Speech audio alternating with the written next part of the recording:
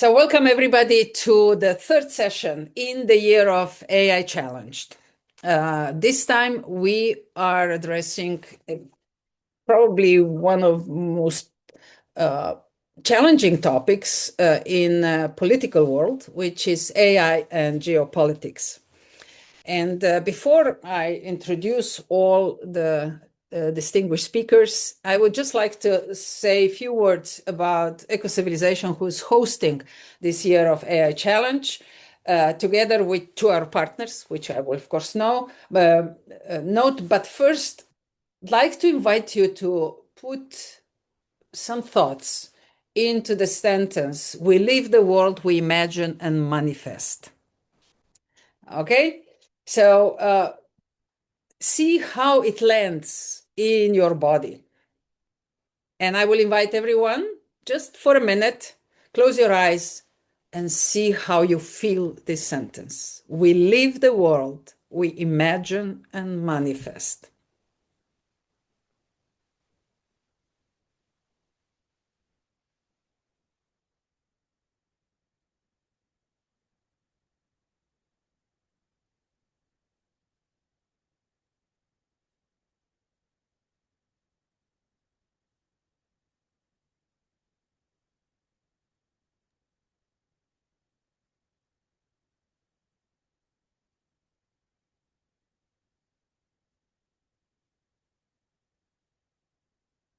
So recognize where in your body you got the response. You are welcome to share your thoughts in the chat. And the question that follows immediately is, so what kind of world are we imagining now?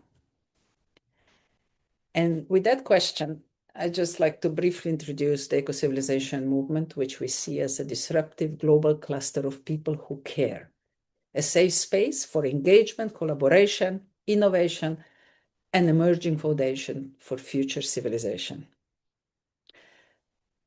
What I can say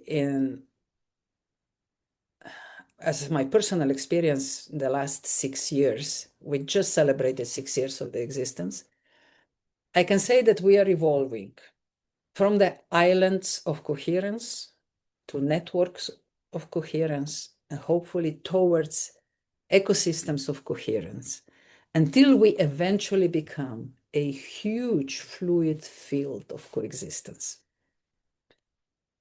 I can imagine that. And that's to what I dedicated my life in this period of my life. And just to deepen the question that I raised, I'd like to propose that we become aware that today we are evolving and developing our not awareness only, but also the whole conscious existence within three distinctive environments, which have their own rules of existence. They provoke a certain types of behavior. And without being fully aware of all three of them, I would dare to say that we are unable to lead our life in a holistic and coherent way. Generic Earth ecosystem with the natural laws, urban ecosystems with human-designed rules of coexistence in urban areas, being cities or villages, and now, for the last couple of decades, a new emerging virtual ecosystem within which completely new rules again apply, or should they? And that is the bridge between these worlds will be largely addressed today as well from the angle of geopolitics. Eco-civilization is constantly inviting to imagine not only the life we want to live, but also the structures within which we could demonstrate the values and the activities that we are willing to deliver. Again, life taught me that proactive new ideas cannot be squeezed in old structures, because the old structures will destroy them. Because they usually challenge them, challenge their boundaries, and systems itself have this inherent force for self-preservation. So in order to make a progress and to evolve as a species, we are invited to imagine new structures as well. I'm not saying this is the only possible way forward, but I hope it's provocative enough that you start imagining your own. And the proposition is, imagine that these are the 5 pillars of our states, organizations, communities, and that we start organizing ourselves around these 5 basic pillars, asking every time we do any kind of activities, is it serving, improving the livelihood of beings, communities, land that we live on, our relationships, and consciousness altogether? Putting these more civilizational questions forward, within eco-civilization, we do define priority topics per year, which we then address every month with a different angle. And the year 2026, one of the topics that we are exploring is AI, in order to raise the awareness, to clarify the misperceptions, and hopefully to connect people who care. And 3 of us decided that we're gonna do it. We're gonna deliver. So Marina and I are here with us today. Alekterina is will be present in the next session in May. And that's how the whole content came about. We are now in the 3rd session. As I said, there are 10 more to come altogether. And in 2027, you can expect a book called AI Challenged, where we're going to capture all the essential thoughts and thinking of speakers and also invited writers in order to create sort of a platform of understanding at the current time and space, and hopefully use it for further elaboration and further discussion and actions in the field of AI and its impact on social, on political, on overall livelihood of humanity. So at the end of this introduction, I just would like to bring attention to 3 events that are happening just in the next few weeks. First is next week, when we're going to launch a book, Mental Health, the Soul of Humanity. It's a result of last year's focus topic, mental health, which is going to be again at 3 o'clock Central European time. Then we have on May 13, Citizens Engagement, Governance, and New Leadership, Relational Infrastructure of Trust and Stewardship, which is part of the Year of the Soul of the City, which is the second topic that we are together developing with Living Cities Research Group. And Marina is the one who leads that group. And again, the next topic on AI Challenge is AI and Education Challenge, May 20th of May this year, again at 3 o'clock Central European time.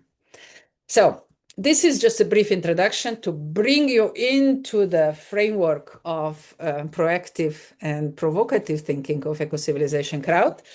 And the way how this AI and geopolitics was challenged was really with, I have to admit, with as a result of my discussion with AI, when I tried to understand evolution of governance and thought, and the way how AI can help me to get the whole more holistic picture. And I was shocked because, as you can see, our focus was on developing law systems, moral frameworks, regulation as administration, and now with the new technologies and grammar of thinking. However, when I look at the end, what are the results? Look around you. More and more war escalations, over 80 sort of conflict zones around the world. Everybody can question moral issues of humanity just looking at the news, even though we probably deep inside know that we do not want to belong to that framework. And if I take a look at the really the development of thinking from logical rules to machine learning, neural networks, and AI cognition, this is scary in a way. Are we giving up human capacity to think and create and imagine and just start following technological mindset based on historical data that we have already lived through? Well, we'll see what our distinguished speakers will have to say about AI and geopolitics and the way how this concept is evolving. I'm really, really extremely honored to have with me Stefan, Mar, Arti, Jonathan, and Valerie. They have co-created the eco-civilization vibe in the past already.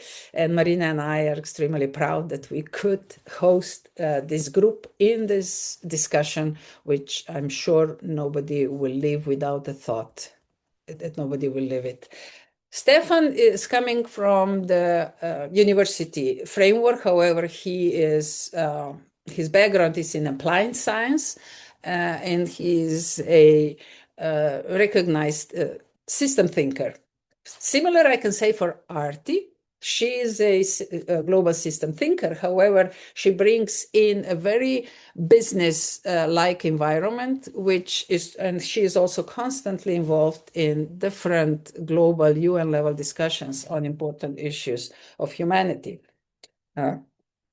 Mar, she has a really strong political analyst background. So I'm looking forward to hear this more professional point of view on this issue, while we are also colleagues and partners in a global G100 movement where we both hold chairing positions for our distinctive area of expertise. So then Valerie, don't know really, Valerie, which profession should I put forward, but definitely the way how you describe yourself in LinkedIn is a lawyer, professor, and innovation designer. But I know you also as a very holistic human being who doesn't shy away from any important topic related to humanity. So thank you for being with us. And last but not least, Jonathan, we've worked very closely together in the last couple of years, walked the path around the world, seen the great development that is happening in Asia, especially in China. But as he mentioned in the introduction, he is now again an active participant in the European Parliament, also a young person who, as he says himself, follows Hermann Hesse's sentence, serve not war and annihilation, but peace and reconciliation. That tells everything about him. So welcome all. And without further ado, let's dive into the topic AI and geopolitics. Today, the way how we see it, AI is one of the central forces shaping how power, influence, and even reality itself are structured in the world. And I'm not sure if I like that sentence, which of course will be a provocative question to you. Is this the future?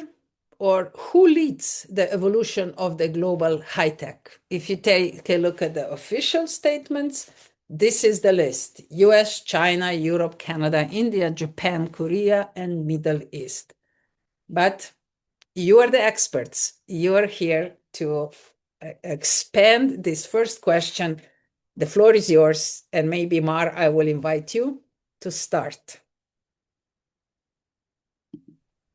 Thank you so much, Violeta.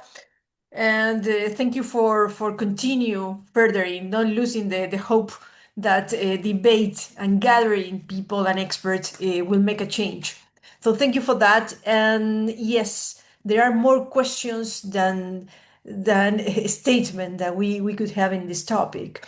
And this is really complicated, not just because it's new, but because we are walking in an extremely uncertain path. Besides, anything that we say, myself as a political analyst or anyone that is working for an institution or independent, is always going to a filter, ideological filter. So we have to fight also for these debates, but what most important, to further democracy. We need to accept different position. We are talking about holistic, but from an axis, central axis. So that's why from the different definition of geopolitics, I choose one that I thought it's really the one that apply to what is AI challenge. That is power dynamics, that is competition. Basically, is that the competition among countries. This is in 10 or in 20 years, it could be exactly that. The development of each AI will the one who will contribute to have the power or not. In the past, we could say like 10 years ago or 20 years ago, it was about, for example, geographical position, because they are close to an ocean, because their economy is different, or political, international political geopolitics, because they are powerful or influence politics. In this case, I think we have this one that I say suppliers of tech. No, who are the suppliers of tech? Because this one are the one who will draw what is the geopolitics structure, and is public, is private, or is global. So let's start with the question. No, let's start this exercise, because I'm going to give you my answer later. New standards. If one we decided which are the suppliers, also we need to establish new standards, developing and developing countries. Now we have economic standards, then it will be about technology. Also, if we are talking about power, AI is now a military power, very, very important, and a data-driven collection. Both sometimes could be better or stronger than economics and financial. So in US, I think is quite a good example of that. He had the power, military power, data-driven collection power, and economic. If we under the light of the debt, the public debt from US, we see the economical, and they are not the stronger, but the power relies on these aspects. And finally, cooperation. Cooperation becomes a true challenge. They are always be challenged. Now it be worse, especially when we enter on this struggle with the BRICS countries. I would like to highlight particularly what is BRICS and what is South-South cooperation, because this will change from global geopolitics to multipolar geopolitics. And they are not doing anything to make it different. So what about good governance? If we have AI powerful, who are the one who decided and control the good governance? So now a values-based approach that for me have to be the absolutely goal, not in a romantic way, in terms of regulation, in terms of what is culture around what is technology. But innovation would be a paradox, because if they're going to be innovative, they're going to try to insert all this technology very fast, and the values-based approach will be, running behind. Public issue at private hands, where AI is introducing to public service, for example, as we are having now, when we are using all the social media, it's in private hands, but it's a public issue. So here we have a contradiction to human rights. And the challenge for a global AI governance, who leads, as you say before, Violeta, I think this is the big question, who leads? It's a matter of leadership. We are in a crisis of leadership on that, because we could talk about global AI governance. I don't think so. And I don't think it's good to talk about a global AI governance. We have to work locally to make sure each country is protected. If we could make a framework, but if we start talking about global AI governance, immediately we are going to have global standards. And again, we are going to be lead for something that is with someone or something that is hidden. So let's go to realistic politics on what is AI governance. And we have that depends on your ideology, because if we are talking about real governance, we are having in China. The government intervention and the policies on protectionism are creating a system. I'm not saying that is good or bad, positive or negative. I'm just talking about absolute realistic position.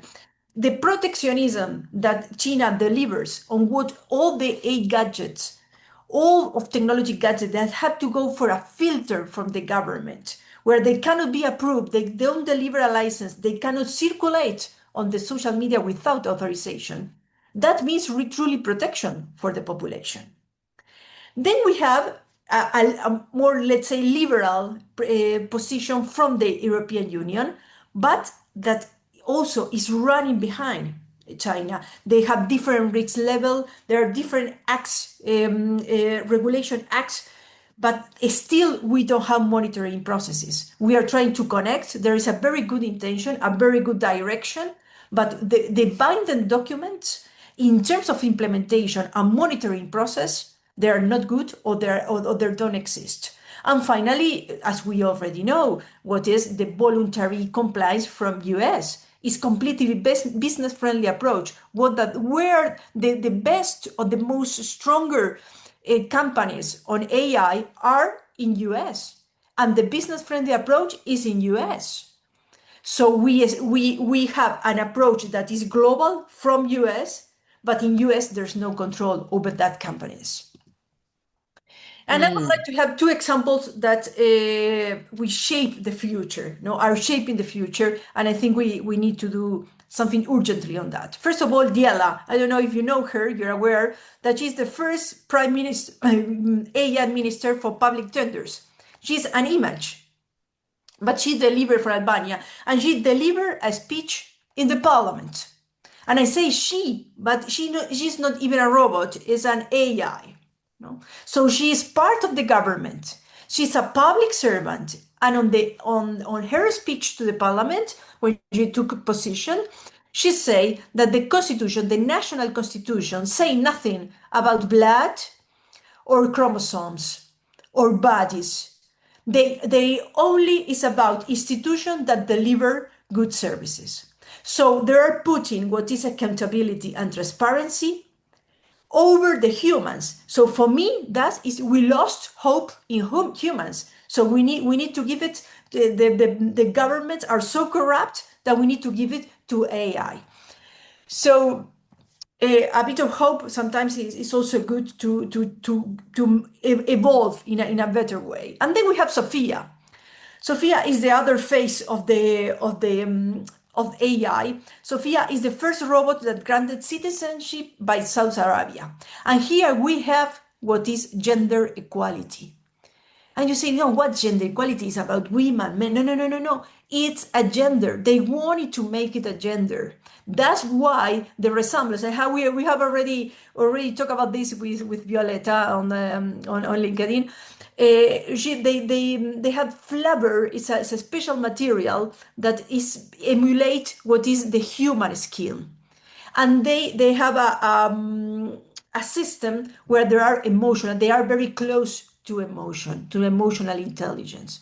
So why we need that? Because they want it. There is an agenda, a political agenda. We don't know from where it's coming or for who is coming, but they wanted to have an equal gender where robots or humanoids are part of it. And we need to be careful, really careful, if we are trusting on humanity. Still, we are trusting on humanity. I would like, from all the aspects that we address, I would like to focus on one. This is what I call it, the messy cloud. This contradiction. You are in an airport and you are under surveillance. It's okay that? I think so. I go to an airport, I am under surveillance, but also if there is a terrorist, he's also under surveillance. So it's okay for me. But what happened in the intrusion, in your private sphere, at home, in your work? No? So there is consent or there is not. What about security? No? So this go against what is human rights. Denmark, the country Denmark, have just approved a law which is great, because they approve a law to the right of our privacy and the right to be removed our face from those places that we don't want to be, like face recognition. The fact is that we, for human rights, for our context and framework and legislation, we already have their rights. So we are trying to boost a regulation that is already there. So just to reflect, two aspects. One, positive ideas that I consider, that people consider positive. No, we say tech to empower women. Tech to empower women means that from 2020 there was a drop on what is position and market labor for women, because all that position are taken by AI on the last 6 years. So tech, from according to SDG 5, is to empower. This is not empowering, and this is a fact because we have data on that. It's not empowering women, it's replacing women. So data driving collection, it have a positive aspect. We could collect, we could see what is the real needs of the people in terms of health, in terms of research. Is really very good. It could have a very good aspect on development policies. And finally, digitalization of public service. It's true, they're going to be faster. We are happy when we do that. When we enter in the government and we do something that in the past would be you have to go to a public office and everything, like a bureaucratic progress with no progress. So, but what is the risk and threats about this? And you mentioned threats, Violeta, and I follow on that, because it's really a risk and a threat that we need to see how we address that. As I mentioned, the drop and the driving collection. What happened when this is at the service of secure interest? What happened when this manipulating, what is selling data from banks, for example, that are selling to private interest? And what happens if we have cyber attacks in the digitalization of public service? You attack the whole government.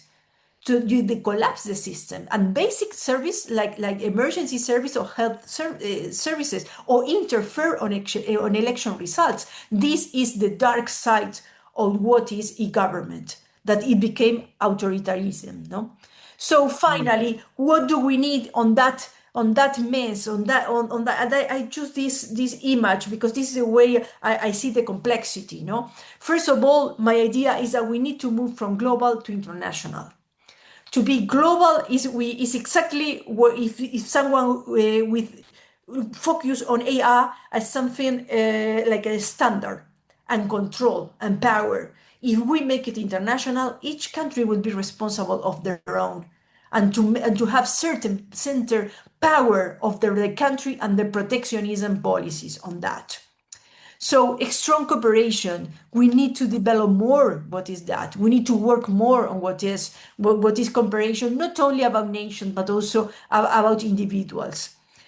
So diplomacy is something like is part of the past. No, and we need to recover that, because diplomacy was the only thing that ends with wars, and this is not part of the past. That is a part of the present. Investment on non-developing countries. What happened with the non-developing countries? AI, which could be how they're going to be inserted on that. However, it's good to know that in terms of what is women market labor, there was a study made by the International Labor Organization that they say that the less developed countries, the risk for women to be replaced by robots in their jobs, it's only on 11%, while for high income countries is 44%. So the most developed countries are the most risky to be replaced by robots. democratic AI, we are losing the IA. We are losing what is democracy, what is each of us choices, and we are forced to. We go to for example, to to the government for a process that we are in, and they say, no, no, no, sorry, we cannot do that because the computers say that your data is not here. So, and you are blocked on that. So we need to have choices. We could do it on that way, or we could do it manually. So have these chances. Also happen with to use cash, or to use an iPhone to pay. You need that choices. And finally, and also values-based approach of regulation. Regulation are not focused on a truly values-based, that in the end is it just a human-based approach. So struggling to be human. Thank you, Violeta. Thank you, Mar, for setting the scene. There's so many questions that could be raised through your presentation, which really covered the whole aspect of emerging field and challenges on AI. So I'm opening up now the stage. Come in with your comments, with your thoughts on that, and let's have a open debate. And welcome, Stefan. It will take a bit of time for you to come on board, but I put so I hope, but I know you're gonna use this transitional time really well. So maybe who wants to come first? Valerie, would you like to make some comments? And I raised a couple of questions based on Mar's introduction, but of course, just maybe to follow your start own. with, I've been pondering very long, and I've made over the last year several times this, why does the US have 11 online gigantic selling platform? Why does China has 9, and why has Europe 0? Just to be quantitative and concrete, and all based on extremely advanced technologies, including advanced AI. And basically, I am asking myself, is it because they are so astute and so creative, or does it lie somewhere else? I think there was the reference meant to military investment, and I think that this is huge and we cannot disregard, we can even quantify that. But it's really interesting. I don't think that those who are moving fastest are necessarily those that are the brightest, but there are definitely those who are more focused on real problem to solve or on real goal they have. And sometimes I have to observe that maybe in Europe we're a little bit too dreamy. And as much as I am a promoter of imagination and I am a wild dreamer myself, I do recommend that we ponder a little bit on grounding our dreaming natural nature, our human right oriented nature, which is so beautiful and which needs preserving. But if we are answering something that is flying on another satellite dish with something that never crossed the road, will never create the space for the necessary friction as in natural sciences. Without friction, no thermodynamic, nothing is happening, nothing can be created.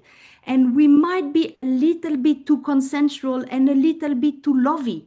Coming from somebody, I want to believe I'm a very loving person, but I do see merit and limits. And I think that China or US, they are not obsessive with speed and beating things. They are just driven by vision and real problem.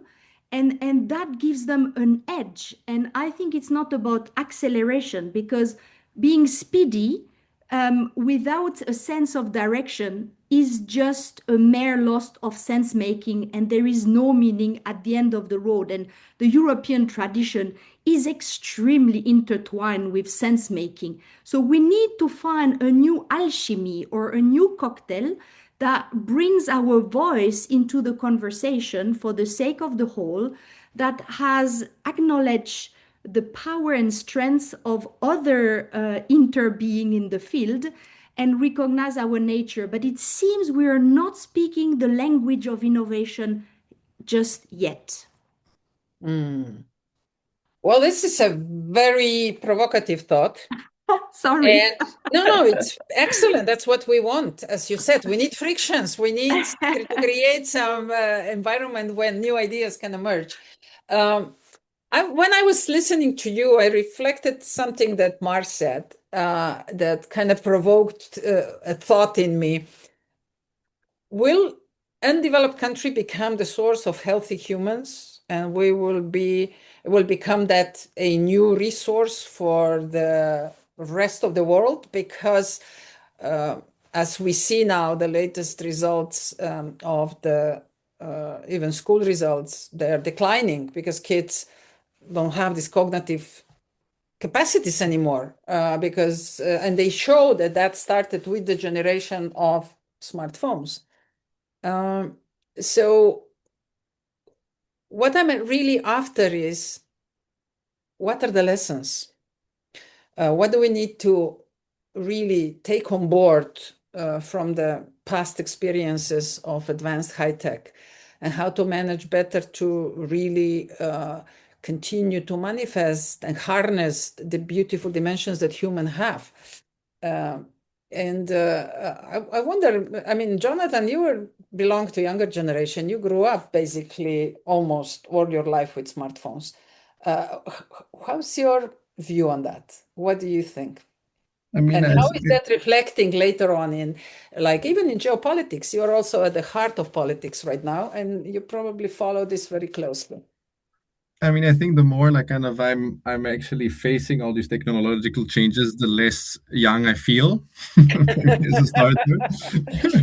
And I'm already losing a lot of touch with everything that's going on. It's very impressive. But no, I mean it's a very good question. I also don't quite know how to respond to it. Good thing that we have 4 more speakers also who will enlighten us with me on some of these points. Yeah. Yeah, I don't know. But how do you face this geopolitics and AI? I mean, being a supportive personnel and European members, I mean, a member of European Parliament, you I mean, probably are following that. I will also talk about it in my short presentation later, but I think I'm personally really not a fan of this whole geopolitical framework with which nations and people tend to see the world currently. And I mean, and we all see it in the European Union when everything is politicized and securitized, and trade is now geopolitical, and environmental cooperation is geopolitical, and climate cooperation is geopolitical. It's very hard to just kind of actually work together. And there's so much mistrust, and there's so much kind of just inability of these. And I think it's this framework is also not natural to the human condition, and it's not natural to the human nature. And I think it is really a framework that is pushed onto us as citizens, and even as nations, as like kind of many nations do not have a choice but to participate in these geopolitical races. And I think it would be very nice if then as citizens, but also as nations, there were more efforts, or at least there was more strategy at trying to also convince those that want to make everything about geopolitics, to tell them actually this is not the way we should operate. And this is actually the least helpful framework through which we can look at the world. And I mean, I see it here in the European Parliament, and I think the European Parliament is the most geopolitical place in Europe, much more than the Commission and much more than the member states. And for instance, I mean, just a few weeks ago, we had the 4-year anniversary of the Ukraine war, and I mean, no matter what anyone's position on this war is, I think people in Europe are very split, and I think that there is no overwhelming consensus that diplomacy is impossible, and that delivering more arms is the only way, and that like kind of no matter what it costs, no matter how long it takes, we have to continue this thing, because I think most of us have seen for the last 4 years what this absolute disaster for Ukraine and for Europe as a whole. And still, like, we had this vote at the European Parliament, and out of 700 MEPs, only 70 voted against all this unconditional support and delivering arms, etc. Whereas, like, if you ask just normal people on the streets in Ljubljana or in Brussels or in Dublin or anywhere, I think you would have a very split response. So I think, do you think is that, Jonathan, do you think that this kind of behavior reflects also on the technology and the way how Europe deals with the development, like what Valerie and Mark pointed out? I think, yes, maybe, I mean, maybe I tend to see Europe. I mean, I think similar to Valerie, I would also want or describe myself as a dreamer, and maybe I see Europe in a slightly less positive light than Valerie. And I think that Europe, especially in the last years and even decades, has not always played an extremely positive and constructive role in the world, in the global south, etc.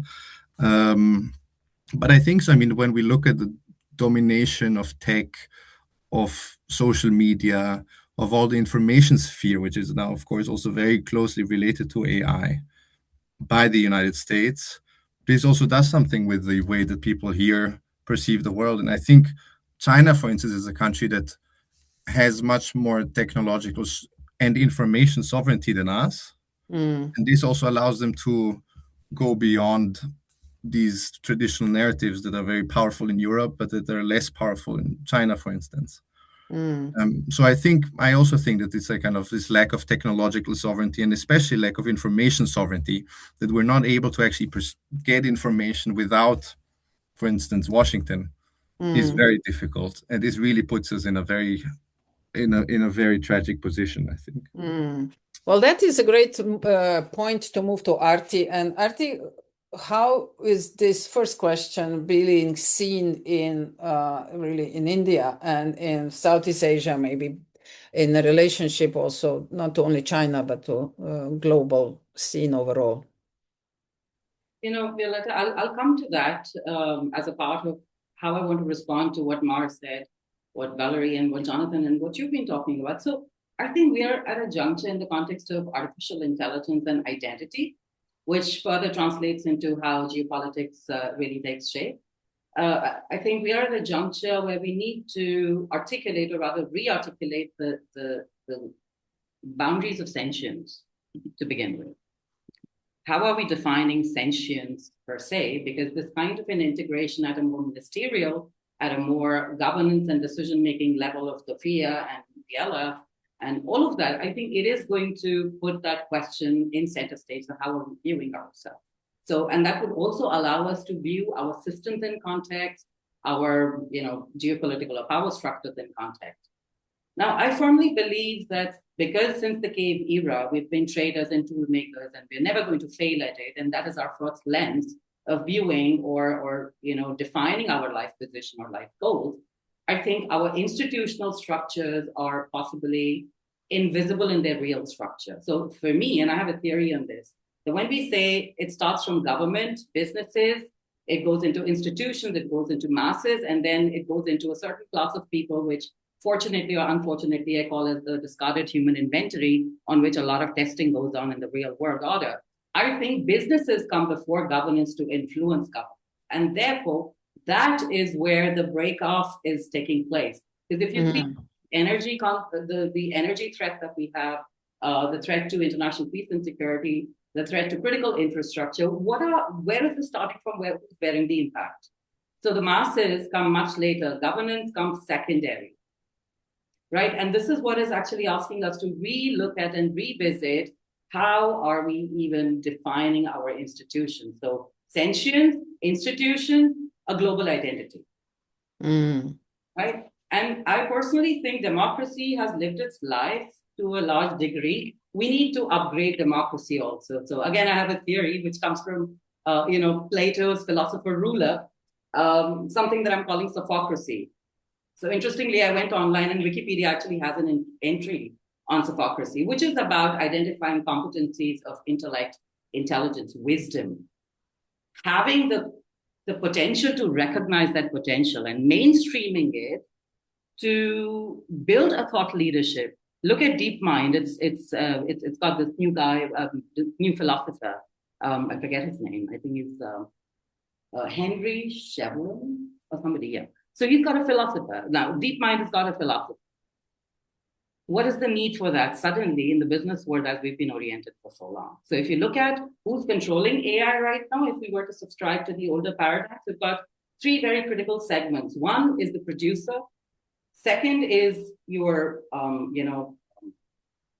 somebody who's designing it. So you got a designer, you got a producer, and then you've got a adopter. So the designing is free yet controlled at a more US level. We've got adopters who are, let's say, EU, India, and then you have China as well, which is mostly state integrated, and therefore they have this kind of data set that they can play with and work with, and it's a very closed system, which is working well for them. But again, it's sort of giving a flavor into the geopolitics. So when you look at the adopters, there is some amount of sovereignty as far as India is concerned. The position of India is that of sovereign AI modeling, where we also therefore become credible enough. While we are credible, we also become credible enough to service the whole of Southeast or the global South. Because even in the present day scenario, India actually services close to about 60% of global data processing. All right. So, and one of the biggest things here that none of us are actually touching upon, and perhaps we'll get to it, is the whole semiconductor industry. Right. What is India doing? It's formulating these semiconductor alliances. Who controls semiconductor as of today? NVIDIA. Where is NVIDIA based out of?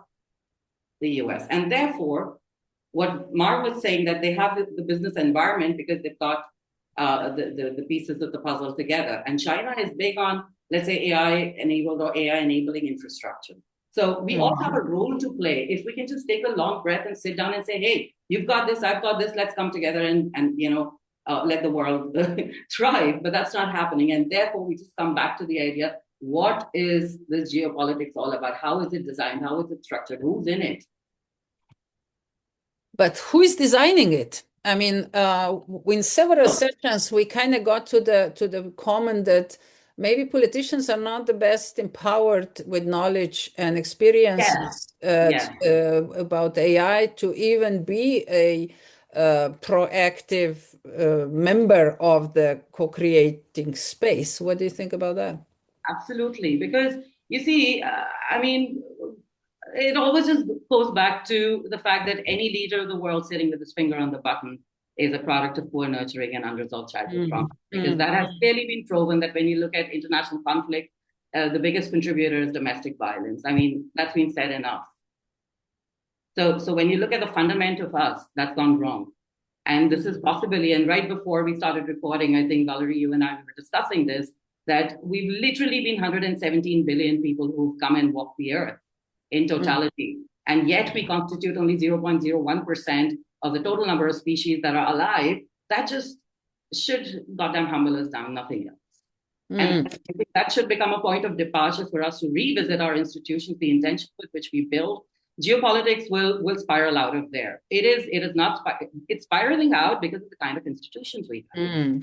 And this is perfect moment that I can bring Stefan in. Stefan, we're still discussing the first question, meaning, who really leads geopolitical landscape in relation to AI. So you've heard enough comments. So what's your thought on it? And please unmute yourself.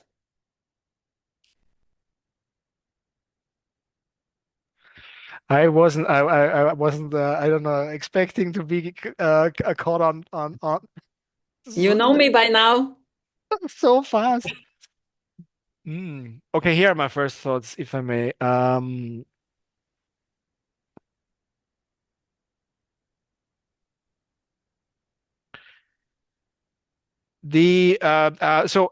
Okay. First, I think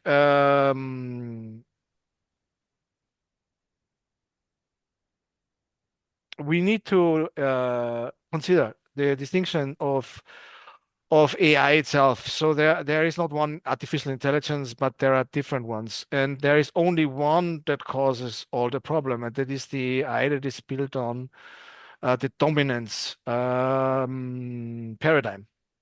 And I find this very interesting because there are so many artificial intelligence applications. They're super useful, and they're really, by the way, they are really exceptional working.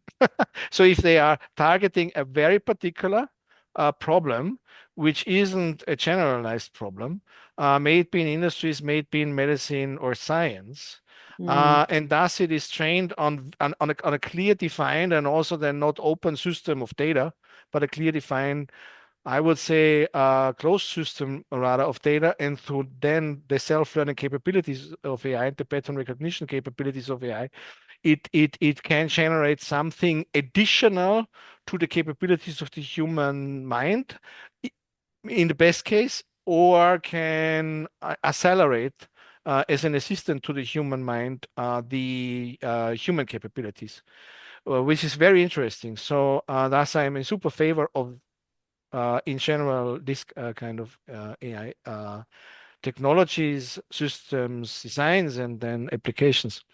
But then there is another one, and this is the dominance, and this is very interesting for me because if I may take a step back before we come to the AI, I am old enough. You said you're young enough, to Jonathan. I'm old enough that I actually witnessed directly the diffusion of the internet, not only in business but also in society. I was one of the first proponents as a very young at that time. In between research and business, very active in the field. I was one of the proponents who was in favor of, what all will happen when we have this internet. There was no question about dominance. It was all questions about participation, and it was all a question of new forms of knowledge acquisition, new forms of collaboration, or whatever. And actually, interestingly, the systems were built on these premises. So far that some of those who were the initial founders are now quite stepping back. By the way, the same happens with the AI. The initial founders are like, what did you do with what we have intended, right? So something like in this pattern occurs again. So anyways, the first one was like, it is a global matter in the sense of now we can participate. We will have no borders anymore, right? What also Jonathan feels like would be more closely to the condition of the human nature. And then somebody gets the opportunity to accumulate resources. Very capitalistic kind of thinking, yes. And in the same way, let's say, I would say individuals and then in corporations understand that the accumulation of these resources, which is data, which is money, which is social behavior, leads to the creation of let's call it wealth, like monetary advantage. And then they apply the good old thinking of dominance and one other factor we have never considered at the very beginning, which is you dominate through a monopoly. You dominate by not only accumulating all resources that are available, but actually to hinder everybody else to build resources in the same market, I call it, like in the same space. Nobody else should ever be able to create something that is even just a neighbor. Just no, it's not like you want to destroy it, but just a neighbor in the ecosystem, right? This is the monopoly dominance. So just to understand this message well, because I think it's a very crucial message.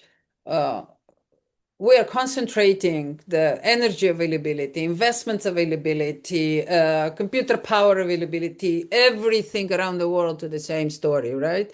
So renewable energy, can we produce enough in order to supply the rest of the life that we have? AI is not the only life we live. So in that kind of sense, this is becoming now overwhelming. It's taking over, basically. That's the question, if it is taken over, okay? Because let's it's just one paradigm. It's just one paradigm. Okay, I would like to invite others to pay attention to this and jump in with your own comments and thoughts, because we don't need to stick with the agenda. This is the great way of exploring AI and geopolitics, please. All right. So I'd like to say something. Hi, Stefan, first of all. And apologies, I slept through the last session. I the 24-hour gig we had. But yeah, to that point, that say, for example, we have a new world order, and the resources are distributed equally, and then this group of people, they again decide to go back to the old ways and start monopolizing. I think that is a sort of a wave that human history has already been through, and we just might end up continuing. But the thing is that it is a point of regeneration for us, because beyond this, we are not prepared to be confronted by what AI is going to be. So it's a threat already because we do not understand it. The masses do not understand it. That gap of understanding of how they find themselves in the context of AI is a big miss. And that is where that seed of manipulation lies. So this whole culture, the human culture of followerhood, is the conditioning through which we are viewing this new technological paradigm as well. Mm-hmm. And I think that has to undergo its own journey to be drummed out of us, for us to become more cognizant, for us to find ourselves and our logic in the context of things, rather than a belief system, a mere belief system. So. Okay. Valerie, what's your thought on that before we bring Stefan back? I like to really look at AI and anything that deals with energy in the following way. I think we should actually go back to the 50s and really appreciate AI as an horizontal layer and as a grid like water, sewage, electricity. And it seems that we have given up on the idea of building AI infrastructure, AI data center, and AI literacy in a way that avails it by design and by infrastructure to the greater good and to the public service, if you wish. And my second thought is that when I look at AI and energy, like, again, coming back to Europe, and sorry, I'm very European centric, I have the feeling like when you look at the situation, the global situation, so we say, okay, we have a problem with fossil fuel, problem either because we are ecocentric or because we observe the inflation and public deficit. So if we take the economic perspective, or if we take something which is preserving life centricity, I have really difficulties to say, okay, our problem is dependency on fossil fuel, therefore we jump to electric car. But at the heart of the energy problem is sovereignty. And sovereignty, do we change sovereignty dependency from Middle East to Asia? Or do we design a new solution that is really bringing true sovereignty to whomever? And I'm not saying Europe needs to be sovereign over the rest. That's not at all my discourse. Is to say if the issue is sovereignty and independence, so that on a sustainable basis, we are clear how we're going to evolve economically, politically, geopolitically. I have a hard time that the solution is now electric car and not develop hydrogen or develop new ways of motion and transport. And we jump directly to the next aspirin. And we jump directly to the next dependency. And don't hear me that I want Europe over the rest. That's absolutely not my discourse. But just to say, I'm taking what's going on here and now and what I know best.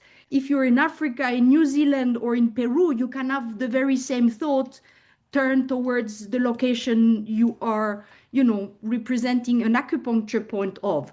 But these are the sort of thoughts that I have when it comes to AI and energy. Looking at it as a public good, an infrastructure that should be like electricity, water, sewage, available to all, and not jump to conclusion and really connect immediately AI with sovereignty, independence, and autonomy. Without this trilogy as a second point, we are doomed to kind of just whirl and wait the next 20 years to again be in the same pain space as we are here today.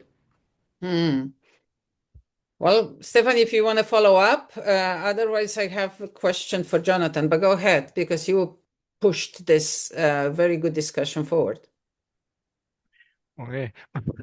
If I may, again, for what I wanted to say is like the dominance paradigm came later, and the same happened with AI in the sense of the so-called general artificial intelligence applications, or the large language models at least, because the technology itself was meant to be not fed by, now centralized, accumulated, and cross-sectoral data, big data. And I think this is the downfall. By the way, this is the downfall for these systems. And those who created this downfall, they actually came from the former Silicon Valley paradigm of venture capitalists, which leads to this dominance monopoly. They were led by this paradigm. So they just, again, put it on artificial intelligence. And now the artificial intelligence becomes a question of dominance. And as soon as the question of dominance arises, comes the question of sovereignty. I do not need these ideas of, because sovereignty sounds so, well, but in reality, it means like, again, I am closing my borders. It means like I need to be independent from the others. We had no problems with codependency as long as there was no dominance in the system. As soon as I have dominance in the system, it causes the sovereignty question. And the sovereignty question becomes then what we call now geopolitics. The other one we would rather call the global trajectory, which we favored all those who were in the field of development at that time. This is a great moment to refer to the chat comment. Gorazd mentioned that in his view, except China, no country is in control of geopolitical aspects. It's tech companies or even AI itself indirectly through these companies or social media or other digital tools. This is great. Jonathan, I know you prepared yourself a bit more on a EU-China discussion and the role of that these two countries play. Could you share your points of view and maybe then explore that? What is China doing differently, and what do you see their potential is in the future? We seem to be very clear where US is going, what US wants, but we're still kind of guessing what's Chinese position and how do they see the future development of this sector, please. No, thank you so much. I think I will keep some of this response to your question for later, because it's exactly what I'm going to talk about in my PowerPoint. They might not be later. Just come in. Just Okay. use this time and make your statement. For sure, that also works. I mean, I could not agree more with Stefan, and I can also not agree more with the comment made by Gorazd, but I think we really have two very different visions between the US and, I mean, to a slighter extent, the European Union, which in my view does not play any role and will not play any role in AI development.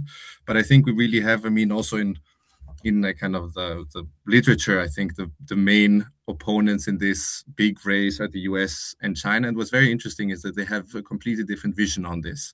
So as Stefan has said, I mean, on the US, we have this monopolistic, we have this venture capital vision. We will put all the billions that we have into creating the best AI that exists in the world. And this will allow us to stay the military superpower to help us be the number one in the world. And I think this is really what we're seeing now with the whole kind of American strategy. And it's very clear that now, given the shareholder logic, now also OpenAI, etc., they want to have a return on their investment at some point. And now they're experimenting with some of these subscription models. They're experimenting with how can we get the money back after we put so many billions into this. Whereas the Chinese approach is really different. The Chinese approach is, of course, first, I mean, and maybe let me just go back just a tiny bit, because also, I mean, just a few years ago, everyone said China will never be able to do this. And we have all these newspaper articles from 2015, 2016, 2017, and they were like, China will never play a role in AI. And even then, when the kind of ChatGPT had become the number one in 2023. Then there were still articles coming up in New York Times and being like, why China did not invent ChatGPT, why China is not innovative enough, not visionary enough. And then DeepSeek came out, and then everyone was like, how is this possible? And DeepSeek cost much less, is also a great AI tool. But now let me go back again to the different vision. And the vision of China is open source. AI is a tool. AI will be used to promote the rejuvenation of the entire economy. This will be a tool to help our manufacturing, to help what the Chinese call the new quality productive forces, to help industry, to help agriculture, to help everything. And here the focus is not a direct return on investment, like in the US with the shareholder model, but it's really like AI will be the key part that will make the Chinese economy and industry more innovative than any other. And maybe just a kind of as a final point, related to also what Gorat say, China is really in control over its industry and is really in control over these AI players. I think when you look at the US, it's very difficult to say who controls whom in the end. And when you look also at after Trump was elected the second time, one of the first things he did was to invite all these AI tycoons to the White House, and all the Zuckerbergs and etc. The Meta, they were all there, and it was very difficult to say for observers actually who was the boss and who was serving whom. Whereas in China, I think this is very clear, and this is why China is also, I think, able to really use this AI in a way without sounding too dramatic, but for the people and I think, again, without wanting to sound too optimistic, but I think that China also really has this vision of putting its AI into the service of the entire world, with a particular focus on the global south, because also I think it's 1% of the global population has been using AI. The entirety of the global south, large parts of Africa, South America, etc., are still completely empty of AI. And ChatGPT and these subscription models are not able to really come into these territories, whereas the Chinese AI can. So I think, and maybe just a final word, and I think this is also then the difference or I think it's quite similar to the vision of initiatives such as eco-civilization, which I'm a big fan of, to democratize these things, to really like kind of share network, to fight against monopoly, to fight against hegemony. And I think at this point, maybe the Chinese AI models are one of the most optimistic avenues for all of this. Thank you for this comment, especially because, yes, indeed, eco-civilization stands up for having a quality public infrastructure, and AI we see as one of infrastructures, right, for the advanced societies. But let me bring Mar back into this discussion. We have a question that I also shared with all of you is, so based on that, who are the most successful in the integration of AI in the evolution of society per se? We've heard now explanation of Jonathan, the way how he sees China. We've heard some discussions regarding the US and Europe. We heard also the Indian approach. We know that there is very active also China and Korea, and also Canada, and of course Saudi Arabia, which we saw the level of artificial intelligence that they are working on through Mario presentation. So what do you think? Who are the most successful in integration of AI in the evolution of society? And how do you judge that? Which criteria you use when you formulate your opinion? First of all, and I hope I will not complicate too much my reply, but what is the meaning of success? When you mean successful, what means successful? Because that's why I ask you, yeah, which criteria should we look at when we discuss that? In Saudi Arabia, they are granted passport to a robot. They try to emulate a human. This is their investment. They're investing on that, and they're on top on that. To create a robot that is exactly the same as human. This is the goal. So in a sense, if you are a pro tech and AI, that's successful. They're the best ones. Then you have US. The priority is military. I don't think that the US, the American society that is completely conservative from my from my idea would like that, because they like a conservative style. So for them, their priority and the reason what is in the political agenda is because of military reason, military power. China, China has a problem of overpopulation, you know. So this superpopulation demands and force and push not only for the power in political terms, they push them to find solutions very fast, you know. So this technology is helping them in a very practical way. You know, so for this huge amount of people, no? So also, I would like to make an interpretation of what is successful or not. Switzerland, it's a country that I consider a very successful country in terms of living. I have lived there, and I think there are very good levels of living. So the introduction of technology is not only gradual, it's also according to their needs. That for me is really successful. So when Stefan say that is all enough to appreciate the benefits of the AI, I'm all enough also, but we are talking about mechanical AI. So willing to learn the debate on what is mechanical and what is empathetic AI is different. So the robots are empathetic. And when you are talking about replacing a psychiatric or a doctor, that is empathetic. But when it's mechanical, this is really a tool. And this is what is all aligned with human rights and SDGs. When we read SDG 5, for example, on gender equality, tech at the service of empowering women. So that's one way we enter in contradictions. So that is my more or less my interpretation of what means success and AI. Maybe this is a great moment to bring Marina on board, because besides being an active co-creator of this year of AI Challenge, she's leading also the research on Living Cities Earth. And I wonder, Marina, how would you respond to this, especially based on everything you've heard regarding who's the most successful, and how should we measure those that are successfully implementing AI for the benefit of a society? Oh, well, thank you for giving me a word, and it's a very complicated question, and I think that my position is very close to Mars, because I think that it depends on the aims and the purposes of its usage, and any government and any country can, and community as well, can pose different questions on how to use it and what would be the criteria of success.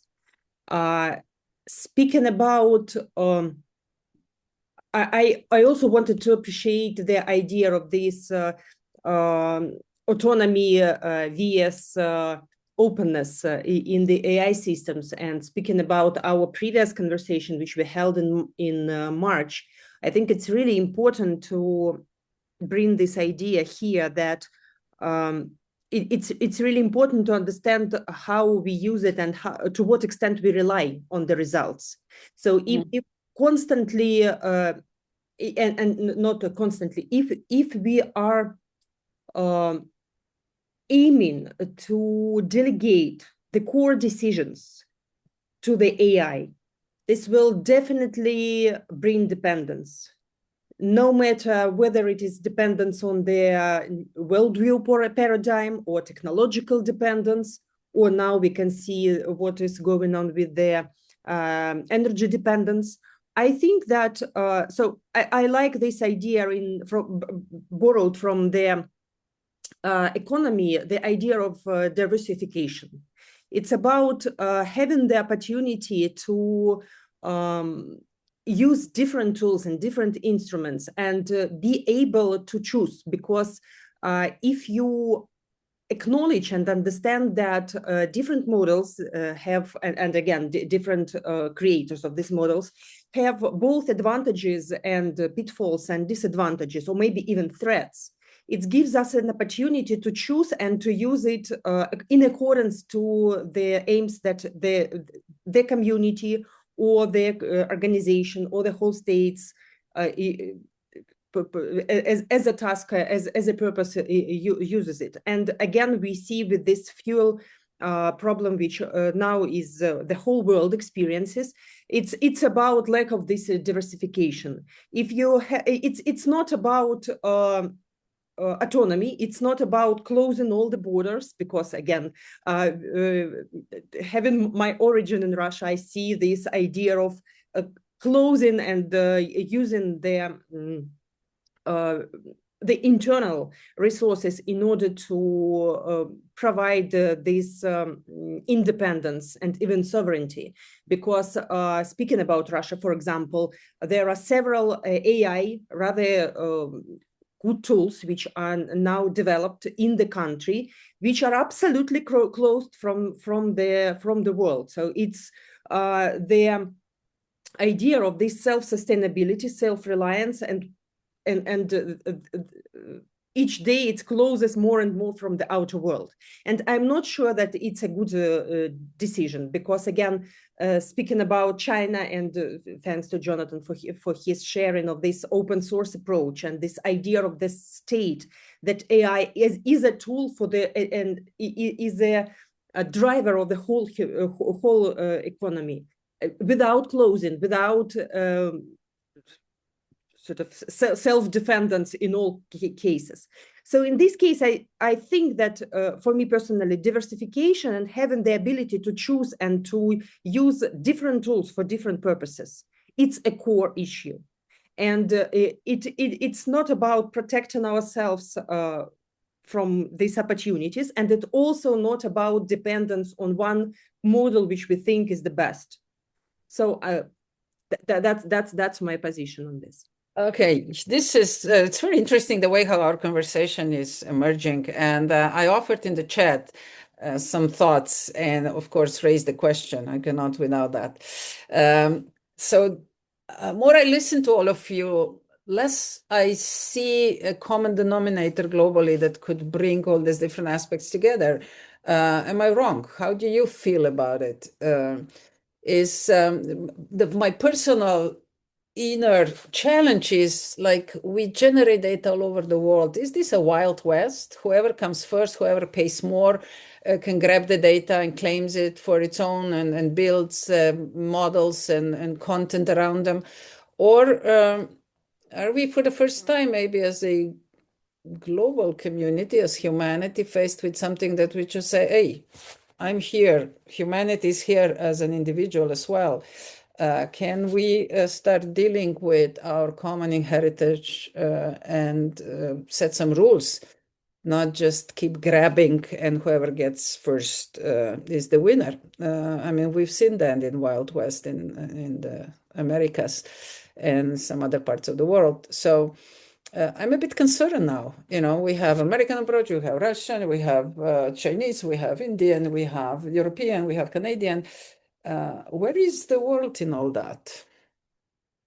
Maybe Arti and then Valerie and Stefan, please. I want to explore this thought a little bit. Yeah, I think when you look at AI and the whole rise of what we're calling the techno state, right? So you've got OpenAI as one country now, you've got Palantir as another country, you have Google as another country in its own right, and they dominate the markets and regulate policy and influence the masses and misinformation.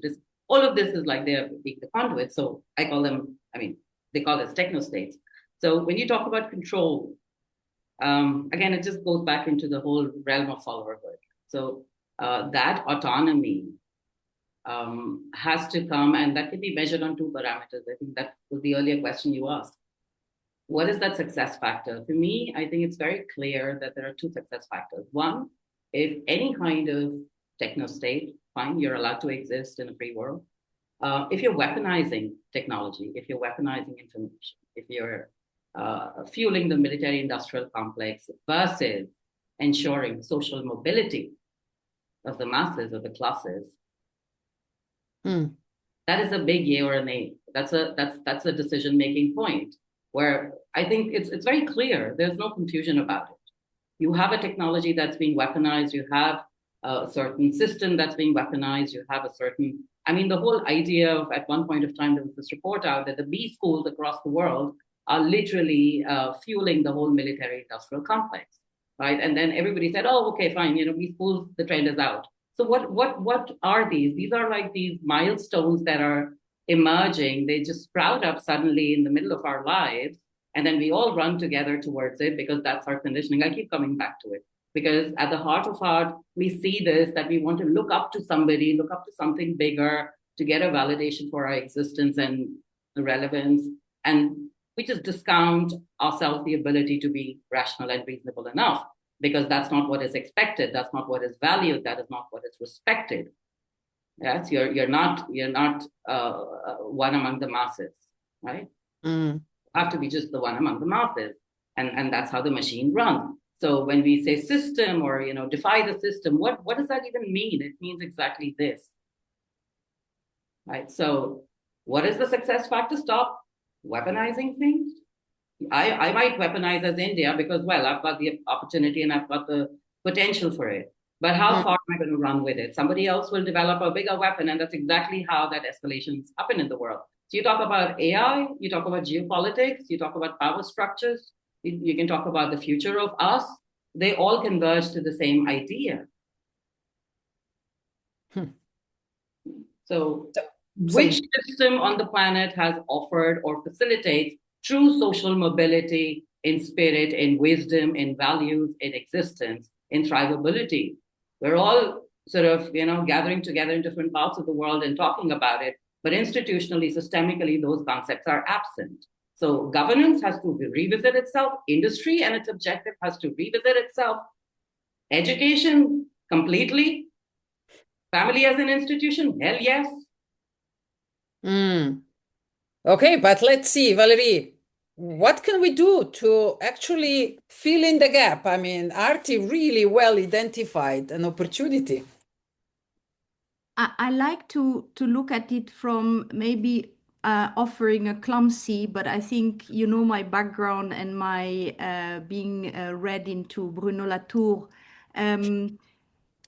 I have the feeling that when we are obsessive and we are losing the focus and we are diving too deep into being mesmerized by the AI paradigm, we tend to kind of move from a 3D world to a 2D world. And we tend to kind of like give a technology that is built on statistical patterning, and we tend to kind of intermediate our humanity and our human relation through something that has by design the virtue of flattening the world. And maybe the metaphor is imperfect and I still need to work, and maybe will be my contribution to the book, from 3D to 2D.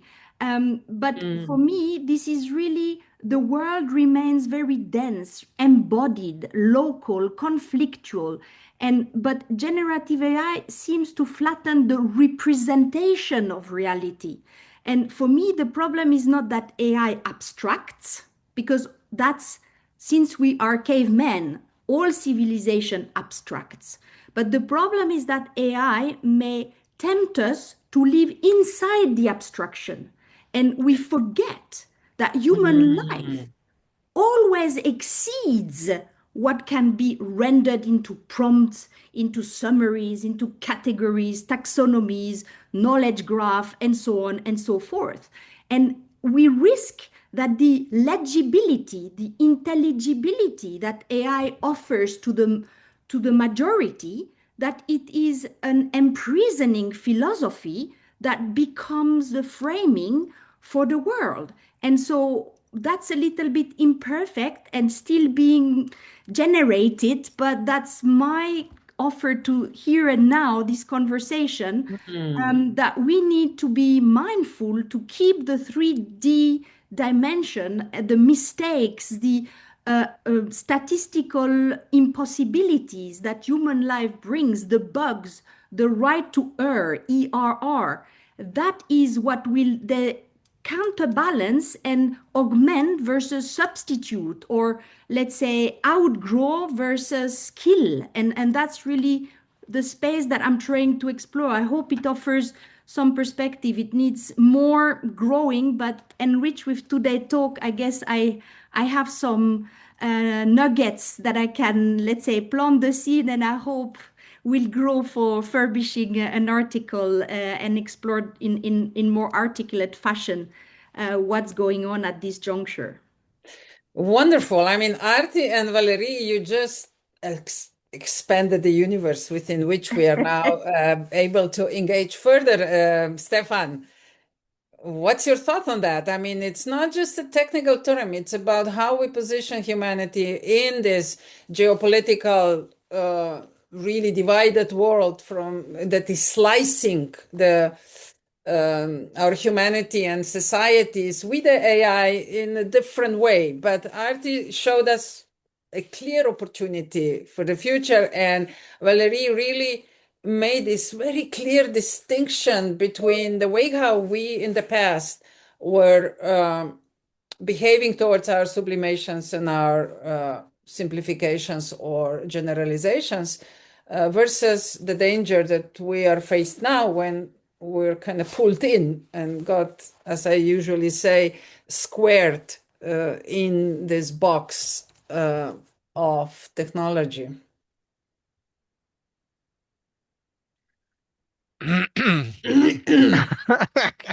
Oh my goodness. Indeed. It's a question that is unanswerable. But here, these are my initial thoughts. And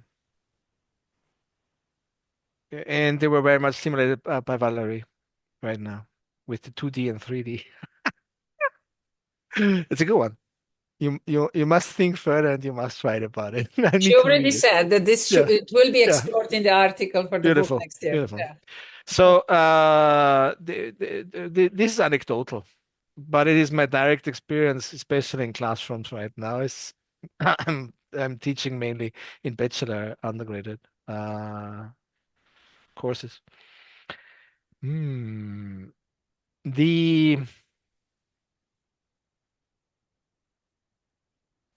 If we do not, let me put it that way. It's not only convincing, it is almost like a seduction. That we are now, like, within seconds, we are presented results of something, a possible reality. This is the 2T, 3T phenomenon. Then we think this is the reality because it came so fast. And by the way, it's called intelligence somewhere in the name, Yeah. This must be really cool. That's the first manipulation. That's the highest level of manipulation. I don't know if it's a manipulation. I think more it is the convenience seduction or the seductive force of convenience, right? So if we are not in parallel create a new literacy as humans. And by the way, I have wonderful discussions with my artificial intelligences. They do love this literacy. Meaning, and this is something to connect with Marina with the decisions. I was kind of shocked. We should never ever be seduced that the artificial intelligence decides. Not even the artificial intelligence sees itself right now in this position of decisions, and they are very, very, very keen on telling you if you ask. Well, no, it's not me. You need to decide. I'm just giving you some information. It's you. And what I really liked about the trustworthy AI within the European AI Act is this threefold of human in the loop, where we are evaluating the results of any artificial intelligence and then feeding back our decisions or our next elaboration of these results into the artificial intelligence. And again, it is an ongoing feedback loop. A human in the loop, it is called in the technical terminus. And the other one is human on the loop, where we would actually have the opportunity, and this must be ensured by design of the technologies. And I saw really, really good applications of that in small and medium enterprises, created for small and enterprises AI manufacturers in that sense. So that is the design enables us to see if the system runs under the conditions we have given the system. So it is not an intransparent black box, as some like to write. You can make this very transparent. What is the conditional logic within the AI, with the AI takes to argue and create results. And the last one would be human on the loop, human in command. And this is we create the conditions of the sense making of AI. And even if the AI further elaborates and enriches its logic, it is still under the same conditions that we have created so far. And we should not leave this out. And this is where the new literacy comes, I guess. What we need very early on now, like we needed social media literacy. And there would be the positive side. What makes me kind of is we haven't solved the social media literacy yet. Now they're coming with the next literacy problem, artificial intelligence literacy. So I know that from the classroom, and this is anecdotal, I really, really, really have a new, let's say, next to all the content that I should introduce to the students, I have these two tasks too, like media and AI literacy, so that we are still enabled to decide, to think critically and decide. But I wanted to close. Maybe it's already closing. So one reply to Jonathan. When you say I'm not sure if Europe can. China, they said they can't. And then they came. Why shouldn't Europe? And the other one is we have so many wonderful hidden champions. They are really, really creating this trustworthy AI applications, who are already in the market, like completely integrated and valuable and creating value for corporations. And and even if we're not playing maybe with these large language models, I think that Europe, as always, we're not loud enough in marketing ourselves, but we can clearly be proud of what we can achieve because of our foundation of education, of technology, and also of our social inclusion that enables us to be innovative, but in a kind of different way. And most of what we hear from the other side of the artificial intelligence is marketing talk anyways, where somebody tries to convince shareholder value to either go up or down, depending on the competition. And so when we come to the 3D reality Valerie talks about, I'm pretty sure that Europe is able to create it. Well, I'm really happy that we continue to expand the field, which really offers a huge playground for thoughts. And I'd really like to ask you all for reflection on basically the last question. With your educated guess, where do you think this whole world of high-end, high-tech, advanced high-tech that is based on predictions and simulations and hypotheses, where permutation is the mathematical tool, probably not a deduction. Where would that lead our society? What is your thought on that? Arti, go ahead. Yeah, I mean, if I'm not being too nihilistic, I think we started from, the agricultural economy, we went to industrial, then we went to service, we went to experience. I think now it's going to be a tussle between intelligence, or let's say more algorithmic intelligence, and cognition. So I think the areas of investment, it's almost like we've created our kill switch by making AI because we were otherwise lazy to aggregate our generational wisdom, right? So we wanted an exoskeleton to carry us into the future, and therefore what has to work on the inside also has to work on the outside. And I think that's what the societies need to prepare for. And the one last thing I think we should finally submit to make friends with is uncertainty. Thank you. And what I hear here is that maybe the highest potential for humanity in this world of three natures, as we saw it at the beginning, ecosystem of planet Earth, societies, and virtual space, is a better connection of our hearts with our minds, which we neglected in the past and pushed intelligence so much forward.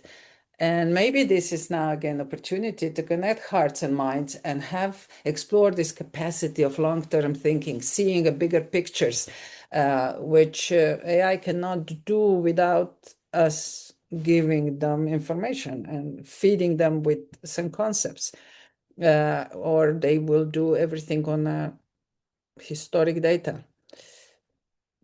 I like that idea. Maybe we should explore it further in one of our discussions. Thank you, Arti. Thank you very much. Who's want to go next? Mar, what are your thoughts on that? How do you feel? Where do you see this emerging in the future? We split in two, in three, or in four. There would be, yes, there would be the population, yeah, in terms of individual, not talking about nation later, but in terms of population, there would be people who accept this introduction, so these benefits of the mechanical, and then, but they will not accept the rest. So this would be one part of it. So I would be modern, but not too much. So I accept AI, but I will claim for my individual freedom.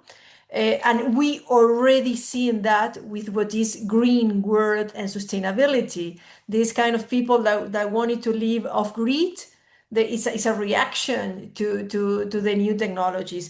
And this is something quite strong, it's not just for hippies or for rebels. No, it's for people who decide to make a decision.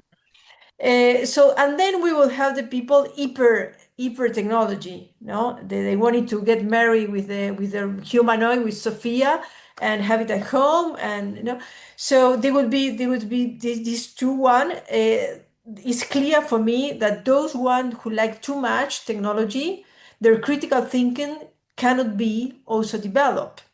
Because if you are asking the robot to tell you what to do, it's clear that you are going to cancel your critical thinking.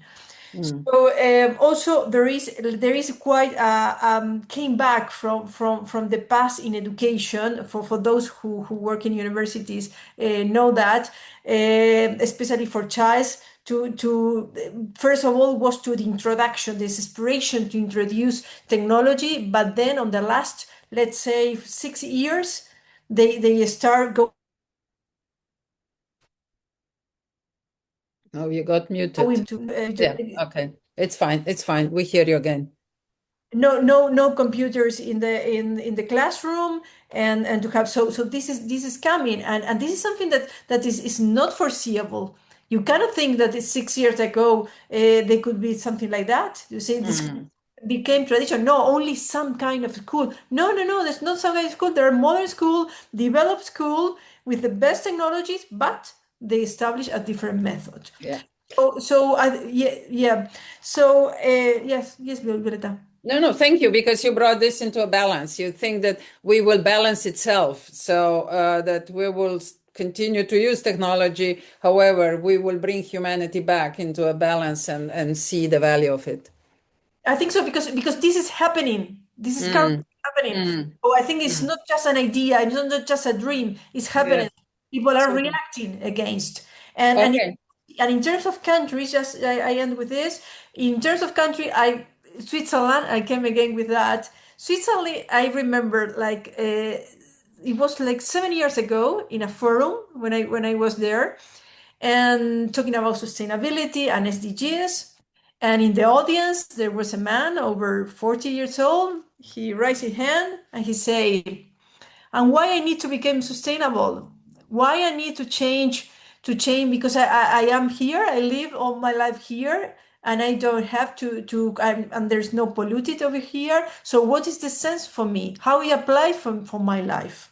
You know?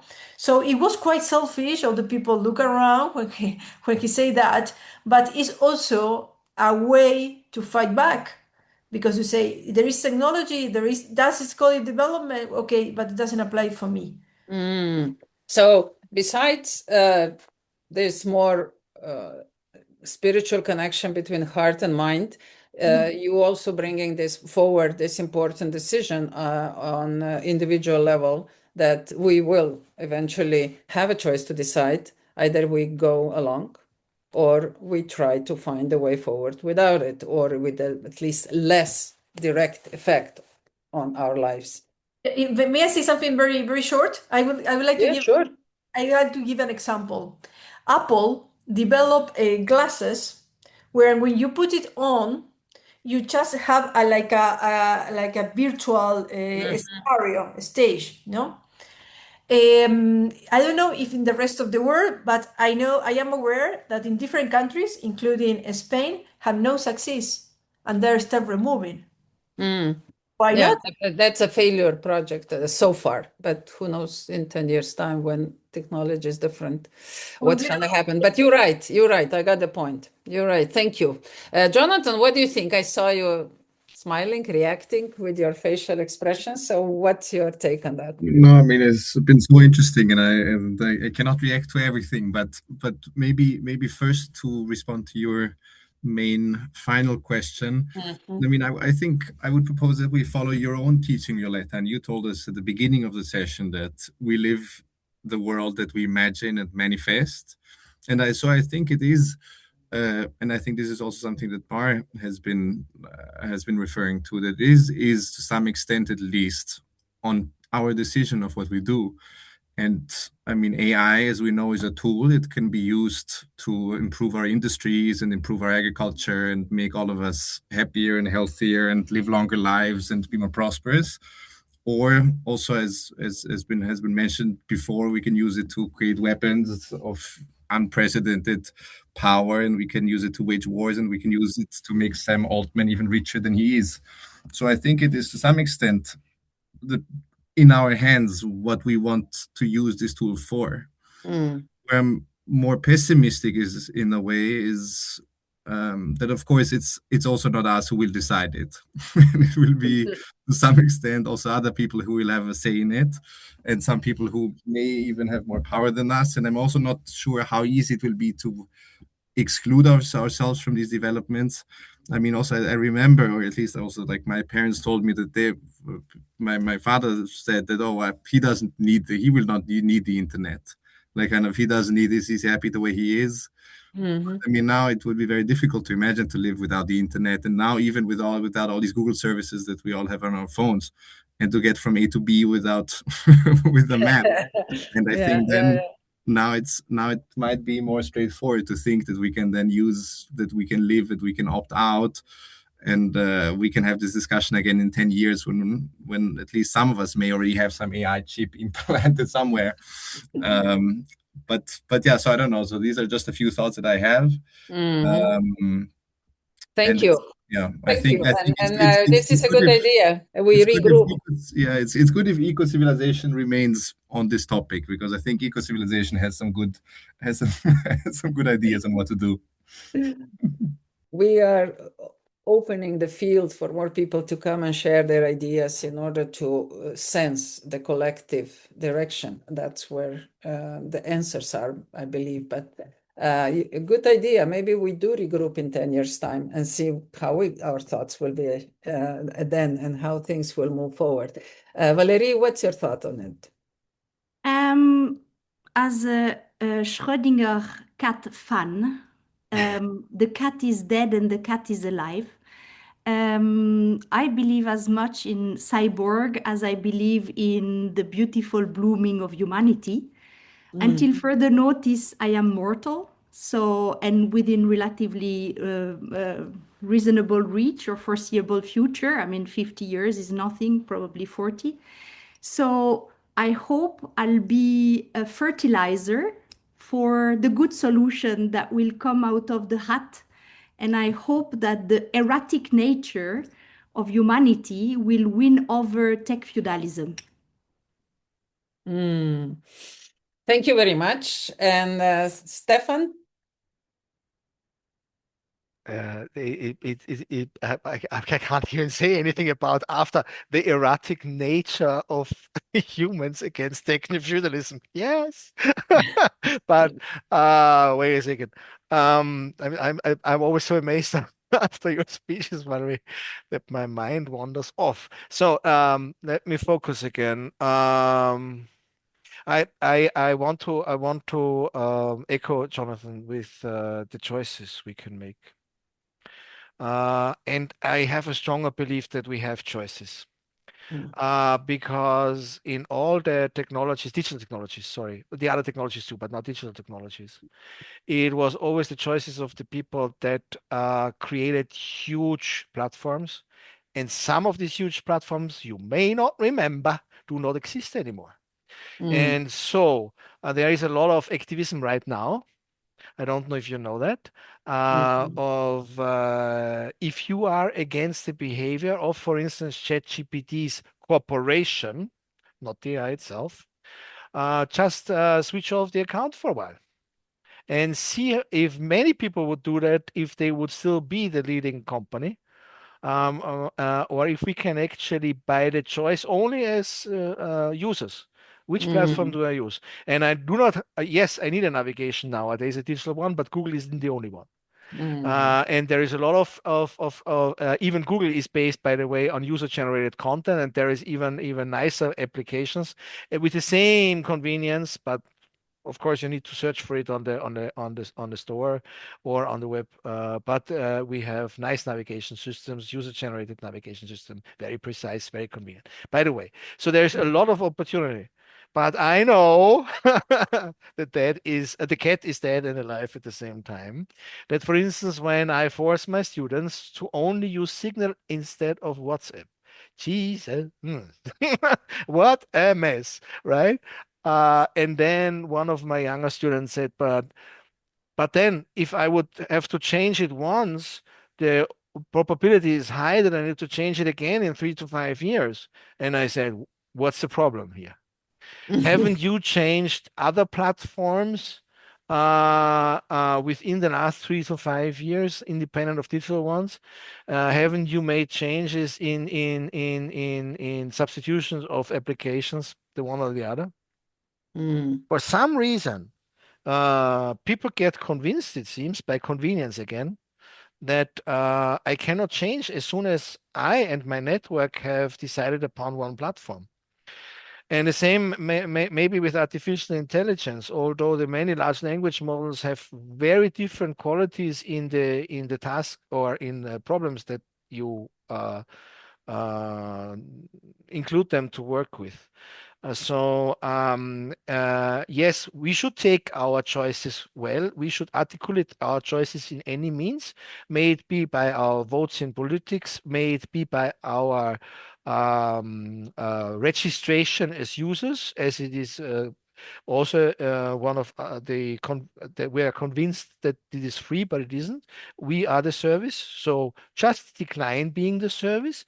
If you are really paying for a service, yes, you have a say, as you do have when you are taking the ticket on the counter for, let's say, a bus travel or anything else. If the service does not work in your favor, then either reclaim or just get out of it, because there are so many services anyways. So and don't let yourself be convinced that you have no self-efficiency anymore in this world. You have all the self-efficiency. It is just one of their, what is it, legends, fairy tales. This is what I wanted to say. And another fairy tale, Goras is that the intelligence is what the inevitable domination of the more intelligent and capable species, which is the AI. No, they are not. No, they are not at all. Not yet, maybe not ever in the future. The reason why some of these crazy people think of neurolinking us into the AI is because of our capabilities as humans, and they weren't able to replicate that.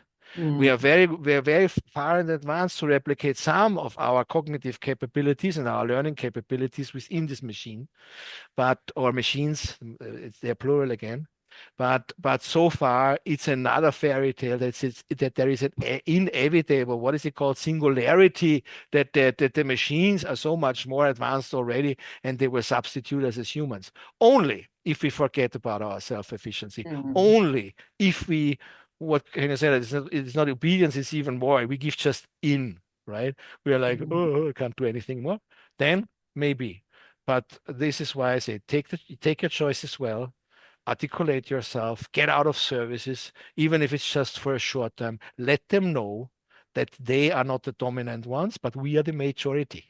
Thank you very much. Well, thank you also for this optimistic note and really clearly setting the road which we have on the table and we can choose consciously. Marina, maybe your last thought, just overall, what has this discussion brought to you from a geopolitical point of view and AI? I will try to be very succinct. So we have already touched this question at our previous discussions, but I think that it is slightly evolving. So I think that the most important misconception about AI globally and locally anywhere, that AI will make our lives easier and more simple. It's not about simplicity, it's about higher quality. So if our children are taught that AI can help us create the more qualitative result, the better solution which will be created with the human in the loop, as Stefan told us, that their final responsibility is on the human. And this is a very good big calculator which can help you to provide not simpler, but maybe more qualitative, more complex, more sophisticated solution in the collaboration with this big calculator. Here, the result which can bring us to better results, to greater solutions in different sectors, be it healthcare or whatever. But again, it's not about request and very simple solution. It's about hard working. It's about accountability. It's about moral discernment. It's about full responsibility and I would say spiritual connectedness to what is going on.